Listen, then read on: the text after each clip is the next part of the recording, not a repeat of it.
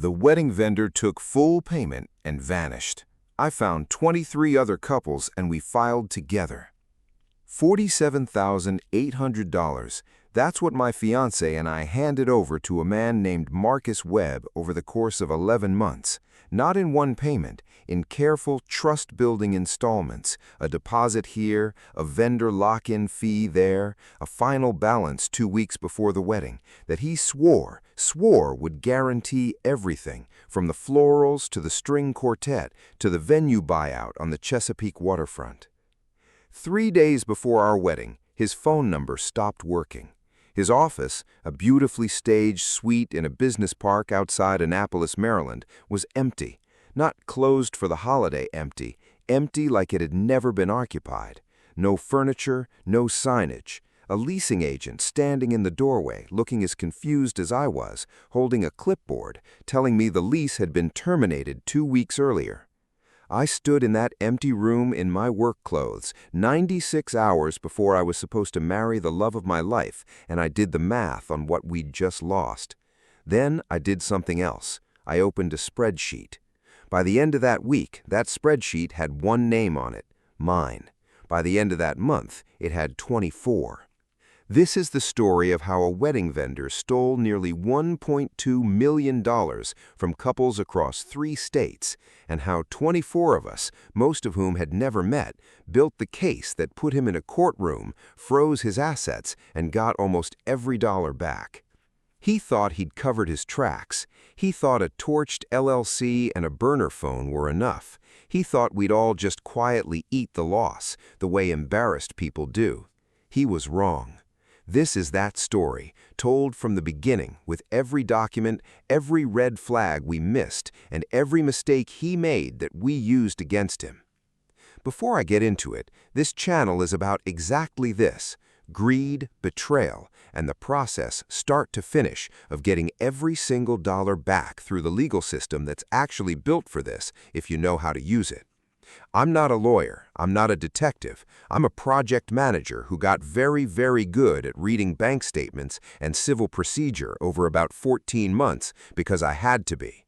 If you've ever been scammed by a contractor, a financial advisor, a vendor, anyone who took your money and disappeared, I want you to see exactly how this played out, because the playbook is more replicable than you think.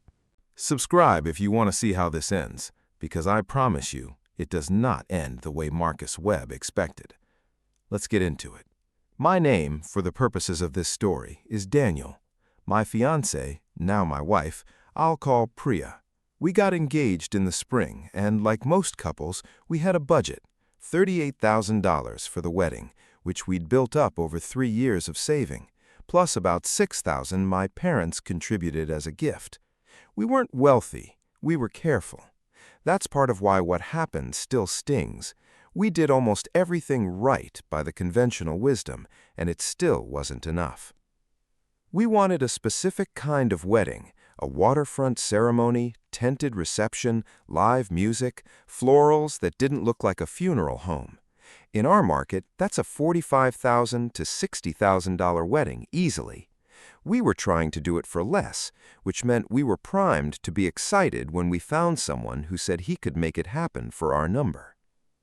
We found Marcus Webb, operating under the business name Chesapeake Bay Weddings and Events, LLC, through a wedding planning app, the kind with reviews and verified vendor badges.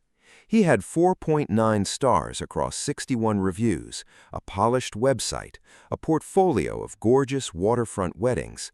He billed himself as a full-service wedding producer, meaning instead of hiring a florist, a caterer, a band, and a rental company separately, you hired Marcus and he coordinated all of it, taking a management fee on top. This structure matters. I want you to sit with it for a second because it's the architectural centerpiece of the entire fraud.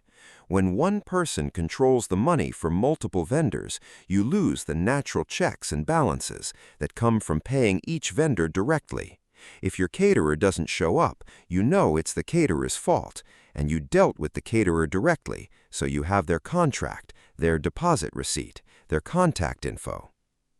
When one producer controls 7 sub-vendors and 7 check amounts and something goes wrong, you don't know who to call because you never had contact with any of them. That opacity is the entire scam. Keep that in mind. It's going to come back again and again as I found the other 23 couples because every single one of us had signed the same kind of full-service producer contract. Our first meeting with Marcus was at a coffee shop in Annapolis. He was warm, a little self-deprecating, told stories about disaster weddings he'd rescued, and had answers ready for every logistical question we threw at him. Permitting for the waterfront site, backup plans for rain, vendor insurance requirements. He said the magic words that get every anxious couple to relax. I've done this 200 times. I know exactly what can go wrong, and I've already planned around it. He showed us a binder, a physical binder, which felt reassuringly analog and serious, with signed contracts from a florist, a 6-piece band, a catering company, and a tent rental company, all supposedly subcontracted to him for our date. He walked us through a detailed line-item budget that added up almost exactly to our number, $43,200 total, itemized down to the linens. We signed a contract that day. Deposit, $8,640, 20%, due immediately to lock the date and vendors. I'm going to list a few things here because if you're planning a wedding or hiring any kind of producer or coordinator who controls a large pool of money on your behalf, I want these to save you the $47,800 they cost us. All payments went to a personal-sounding LLC bank account, not to individual vendors. We never once wrote a check to Bayside Blooms or the Chesapeake Sound Band. Every payment, every time, went to Chesapeake Bay Weddings and Events, LLC. Marcus explained this as simplifying your accounting. You write one check, I handle disbursement. In reality, it meant every dollar we sent had exactly one person controlling it, with zero visibility for us into whether it ever reached anyone else. There were escalating lock-in fees with deadlines attached. About 6 weeks after the deposit, Marcus called, sounding apologetic, saying the florist needed a $6,200 seasonal lock-in fee paid within 72 hours or she'd release our date to another wedding. This is a pressure tactic. Artificial urgency prevents you from doing due diligence. We paid it. Then, 10 weeks later, a similar call about the band needing a deposit refresh, then the tent company. Each one individually felt reasonable. Collectively, they added nearly $19,000 on top of our original deposit, none of which we could verify actually went to a florist, a band, or a tent company. We never spoke to a single subcontractor directly. Not once in 11 months did we have a phone call, email, or text with our florist, our band, or our caterer. Every communication ran through Marcus. When we asked to speak with the florist directly to discuss bouquet details, Marcus said she preferred all communication centralized through him for efficiency, and instead sent us a Pinterest-style mood board, supposedly from her. There were reviews that, on closer inspection, clustered in bursts. I didn't check this until later, but of his 61 reviews, 38 of them were posted within a 2-week window 18 months earlier. That's the signature of purchased or incentivized reviews, not organic growth. And there was no independent insurance certificate. Legitimate wedding producers carry liability insurance and can produce a certificate of insurance naming your venue as an additional insured, often required by the venue itself. Marcus said he'd handle it with the venue directly. We never saw a certificate. Neither, it turned out, had the venue. None of these, on their own, screamed fraud. Together, they were the entire architecture of it. 2 weeks before the wedding, Marcus called for the final balance, $22,960. He said this was standard. Final payments to all vendors were due 2 weeks out per industry standard, so everyone could confirm staffing, purchase final materials, and lock logistics. We wired it. That wire is, to this day, the single most painful financial decision either of us has ever made, because 3 days later, the office was empty and his phone was disconnected. Total paid, over 11 months across 6 separate transactions, $47,800.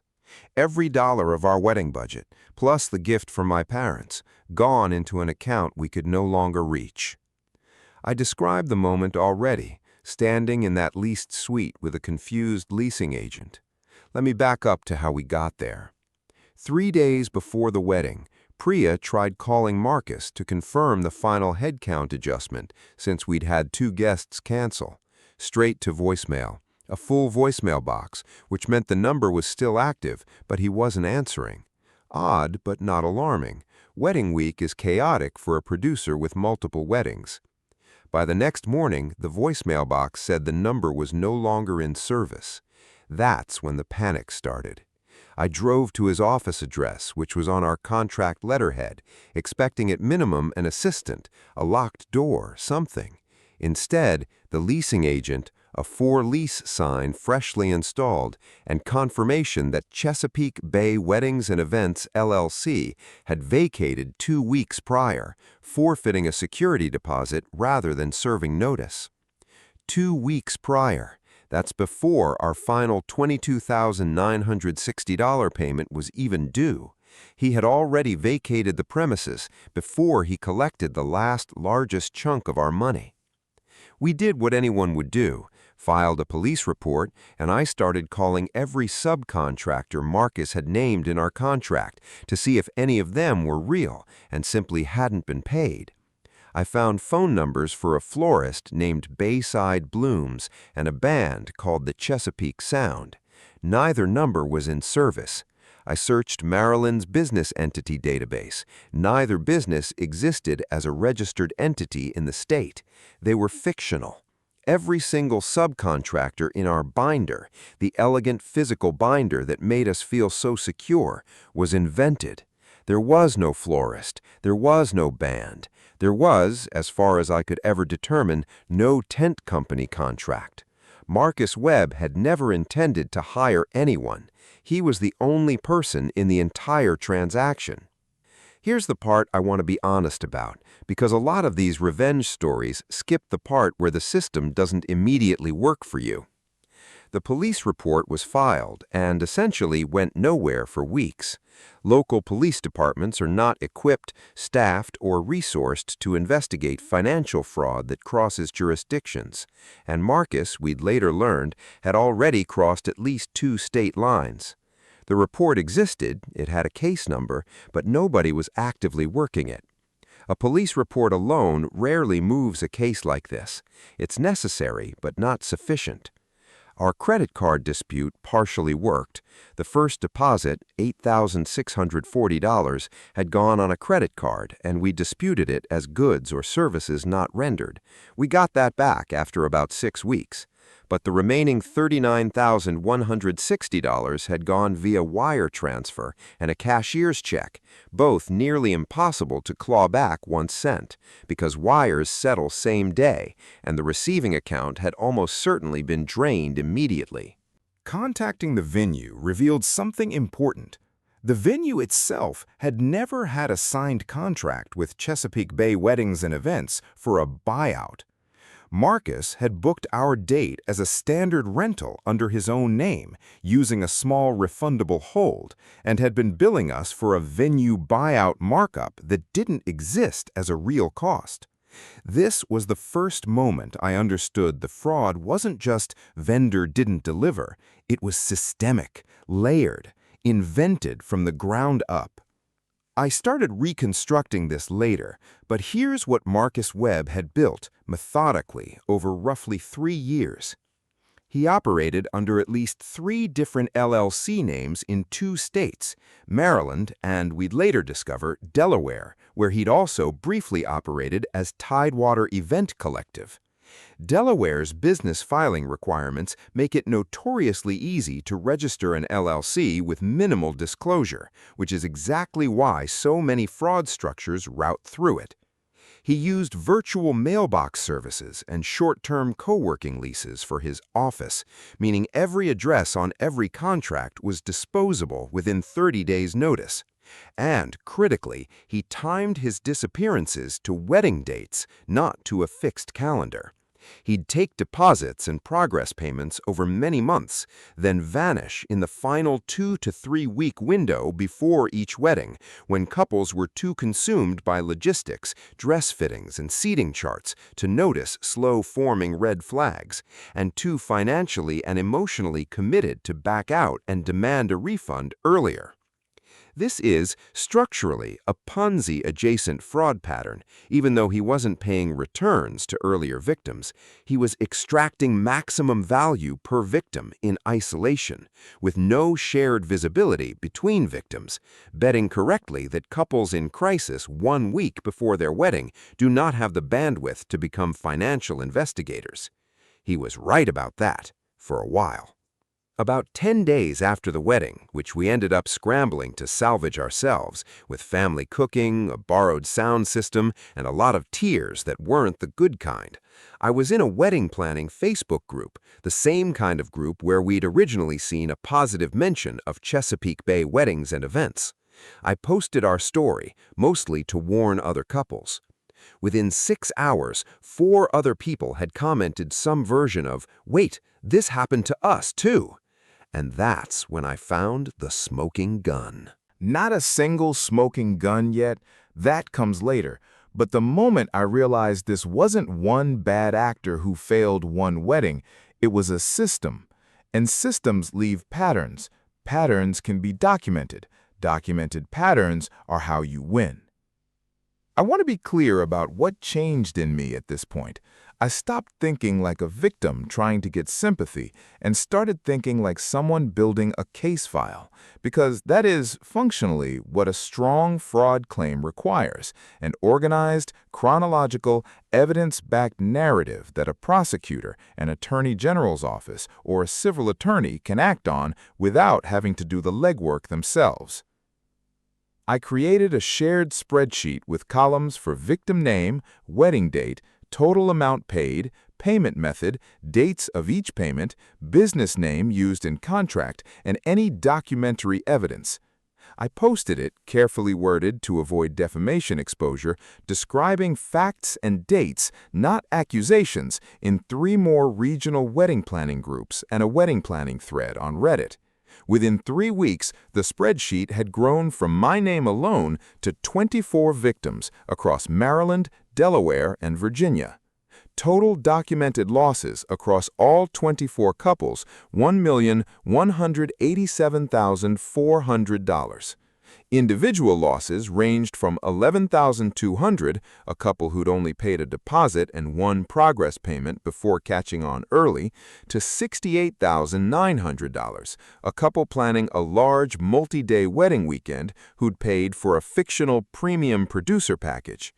Every single couple had signed a nearly identical contract template, down to matching typos in the force majeure clause, proof, later useful in court, that this wasn't 24 independent bad experiences, but one operator running a repeatable script. Several of the other victims, a woman I'll call Renata, had worked briefly, unpaid, as an intern for Marcus early in his operation, helping with social media, before quitting when he stopped paying her the small stipend he'd promised. She still had access to some of the business's old social media drafts and, crucially, a group text thread with Marcus from that period that included his personal cell number, a different number than any of us had been given as clients. That personal number let us find a LinkedIn profile under his actual legal name, distinct from the persona name Marcus Webb he'd used with clients. His real legal name was different, which meant every contract we'd signed was executed under an alias, a fact that would later matter enormously for the fraud and false statement charges. And that's when I found the smoking gun: real estate records. Maryland property records are public, and using the personal name Renata's old text thread gave us, I searched the county land records database. 8 months before our wedding, while he was actively collecting deposits from at least a dozen couples on our spreadsheet, Marcus had purchased a waterfront property in his wife's maiden name for $612,000, paid with a down payment of $210,000 in cash. That down payment, timed against our spreadsheet's payment dates, lined up almost exactly with the cumulative deposits from 11 couples over the preceding year. This wasn't a business that failed. This was money being actively siphoned into a personal asset in real time while new victims were still being onboarded. That property record became the single most important document in the entire case because it did two things. It proved intent, because you don't buy a house with client deposit money if you ever plan to deliver services, and it identified a specific, seizable, traceable asset for eventual recovery. Once we had 24 victims, over $1.1 million in documented losses, matching contract templates, matching bank account destinations, and a traceable real estate asset, our case profile changed entirely. This is the threshold most fraud victims never cross alone, and it's why I'm walking through the actual mechanics. We did 3 things in parallel. First, we filed complaints with the Federal Trade Commission and separately with the Maryland Attorney General's Consumer Protection Division, submitting our consolidated spreadsheet as an exhibit. A single complaint often sits in a queue. 24 coordinated complaints, cross-referencing the same name, same bank account, and same property record, escalates differently. It signals a pattern worth an investigator's time, rather than a single he-said-she-said dispute. Second, we retained a consumer protection attorney on a contingency plus modest retainer basis, splitting a $3,000 initial retainer across the group, about $125 each, to file a civil suit for fraud, breach of contract, and unjust enrichment, and critically, to request a pre-judgment detachment on the waterfront property, freezing his ability to sell or refinance it before judgment. Third, because interstate wire transfers were involved, money moving across the Maryland-Delaware line, the case qualified for potential federal wire fraud jurisdiction, and our attorney helped us refer the consolidated file to the U.S. Attorney's Office as a supporting exhibit alongside the state case, since federal prosecutors often only engage when the dollar amount and cross-state pattern justify it. $1.18 million across 3 states cleared that bar. About 5 weeks into this process, we discovered through a title company one victim's attorney contacted directly that Marcus had listed the waterfront property for sale, quietly through a private off-market broker at a price below market value, clearly trying to liquidate before we could act. Our attorney filed an emergency motion for a temporary restraining order and a lis pendens, a legal notice recorded against the property's title that alerts any potential buyer or title company that the property is subject to litigation, effectively freezing a sale without needing to physically seize anything yet. The judge granted it 2 days before the pending sale would have closed. 2 days. If that title company hadn't flagged the odd urgency and the below-market pricing to one of our attorneys, that asset, the single largest recoverable amount in the entire case, would have converted to untraceable cash and been gone. 11 months after the empty office in Annapolis, the case resolved on 2 tracks simultaneously. Criminally, the Maryland Attorney General's Office, working alongside county prosecutors and informed by our consolidated evidence file, charged Marcus Webb under his real legal name with multiple counts of felony theft by deception and felony fraudulent misrepresentation, with the pattern across 24 victims and 3 LLC aliases cited specifically in the charging documents as evidence of a continuing scheme, which under Maryland law allows theft charges from multiple incidents to be aggregated into a single felony theft count reflecting the combined dollar amount. That was critical because it elevated the charge from a series of individually smaller thefts into a single felony theft over $100,000, carrying a significantly higher sentencing exposure. He accepted a plea agreement rather than go to trial, pleading guilty to felony theft scheme and agreeing to full restitution as a condition of a reduced but still substantial sentence, 6 years, with 18 months to serve and the balance suspended pending 5 years of supervised probation and continued restitution payments. Here's where I have to be honest about how recovery actually works, because Hollywood endings, where the villain loses everything and victims get every penny back overnight, aren't quite how civil judgments function. The waterfront property was court-ordered to be sold, with proceeds distributed pro rata across the 24 victims after mortgage payoff and legal fees. That sale, at fair market value this time, netted approximately $498,000 in distributable proceeds. Combined with a forfeited business bank account frozen mid-case with roughly $61,000 remaining in it, apparently he hadn't spent everything, and a structured restitution garnishment expected to pay the balance over the following several years per the probation terms, our group's total recovery came to approximately 83% of documented losses within the first 14 months, with the remaining balance on a court-monitored restitution schedule. Our household specifically recovered $41,200 of our $47,800, the remaining balance arriving in structured monthly restitution payments over the following 2 years. Beyond the legal outcome, our consolidated story, with names of victims kept private but the pattern documented, was picked up by a regional news investigative unit, which ran a segment using our spreadsheet methodology as a case study in how isolated wedding vendor fraud victims can identify and act on patterns. That coverage, in turn, prompted at least 6 additional victims we hadn't previously identified to come forward, some from as far back as 4 years prior, meaning the true scope of his operation was almost certainly wider than even our 24-person group had documented. Here's the part that still genuinely surprises people when I tell this story. It wasn't yachts, it wasn't a lavish, cartoonish criminal lifestyle. The forensic accounting our attorneys obtained during discovery showed the bulk of the roughly $1.1 million he extracted over 3+ years went to the waterfront property down payment and mortgage carrying costs, a moderate but unremarkable personal lifestyle, and, this is the detail that struck me most, paying off his own previous business's legitimate debts from an earlier failed catering company that had gone under years before he started Chesapeake Bay Weddings and Events. In other words, this didn't start, as far as we could ever determine, as a master-planned fraud from day one.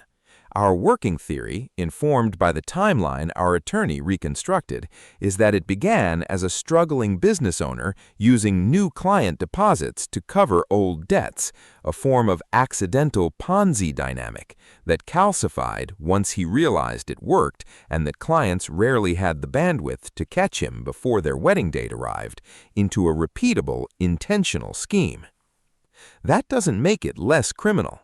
It arguably makes it more damning, because by the time he took our $47,800, this wasn't a business in crisis anymore.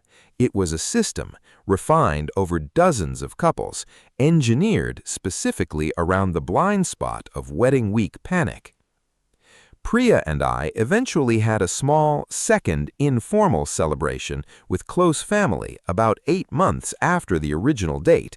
Nothing like what we'd planned, but ours, paid for directly to individually vetted vendors, each paid separately, each with their own contract, none of it routed through a producer. I now, admittedly, over-verify every vendor I hire for anything. Business license lookups, direct subcontractor requirements written into contracts, payment structures that never exceed 50% before service delivery. Some of that is healthy financial literacy. Some of it, I'll admit, is a scar that hasn't fully faded. That's honest, and I think it's worth saying, because a lot of these stories skip the part where winning the case doesn't erase the year you lost. If you take one thing from this story, let it be this. Financial fraud, especially fraud that isolates victims from each other, depends entirely on you believing you're the only one and being too embarrassed, busy, or emotionally drained to look. The moment I posted in that Facebook group was the moment the entire balance of power shifted from one exhausted couple against a con artist to 24 documented, coordinated, evidence-backed households against a single traceable individual. Here's how to protect yourself, specifically for services where one vendor controls payments to multiple sub-vendors. Insist on paying subcontractors directly wherever possible, or at minimum, get direct contact information and confirm each subcontracted vendor exists independently. A quick business entity search on your state's Secretary of State website takes 5 minutes and would have caught this immediately. Never pay more than 50% of a total contract value before the service is delivered, and be suspicious of lock-in fees with artificial short deadlines. That urgency is a manufactured pressure tactic, not a genuine scheduling constraint. Ask for a certificate of insurance directly and verify it by calling the insurance carrier listed, not just trusting a PDF. And if you ever do get scammed, document everything immediately. Every contract, every payment confirmation, every email, before memories fade or accounts get deleted. File with your state Attorney General's Consumer Protection Division and the FTC, even if you think it's too small to matter, because your report is data that helps build the pattern for the next victim, or the 24th one. And search publicly, carefully, for other victims. You are very, very rarely the only one. Have you ever been scammed by a vendor, contractor, or anyone who took your money and disappeared? What happened, and did you get any of it back? Tell me in the comments. I read every one, and honestly, some of the best leads I've ever gotten for follow-up investigations on this channel came from comment sections just like this one. Subscribe for the next case. Thanks for watching.